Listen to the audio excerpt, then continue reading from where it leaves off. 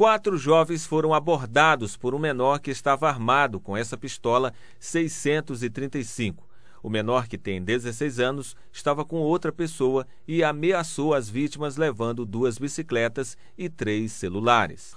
Não, nós estávamos na Alexandre andando de bike, só que nós fomos na casa da menina e ficamos lá na frente. Aí eles chegaram e pararam na rua e ficaram lá mexendo na bike deles. Aí estava numa outra bicicleta. Estava, aí do nada eles chegaram e falaram, já tirando do bolso. Eu achei que ele ia tirar alguma faca, né? Na hora que ele tirou assim, aí ele falou, só quero as 2 bikes e o celular. Aí eu falei, não, pô, vou tirar o chip aqui. Ele, não tira o chip não, me dá o celular, dá o celular. Ele pegou e foi embora, a bike e o celular. O PM Clever e sua guarnição conseguiu deter o menor. A gente estava em J2 ali na Mamoré com o Rio de Janeiro, quando 3 adolescentes abordou a gente e informou que tinham acabado de ter sido roubado.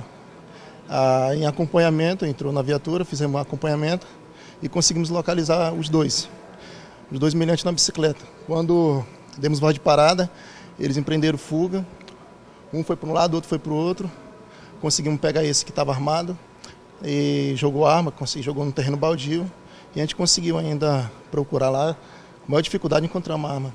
O menor, que não tem passagem, chegou a atirar contra um dos rapazes.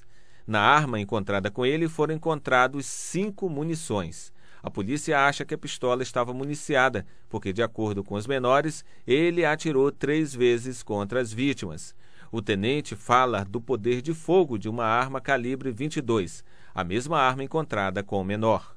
Olha, por incrível que pareça, o calibre 22 é a pior munição que existe. Letal, né? Ela é letal. 99% é letal, porque ela tem o poder de... Ela penetra, né, e causa hemorragia interna. Ela não sangra, ela causa hemorragia interna. Ela é praticamente 99% letal.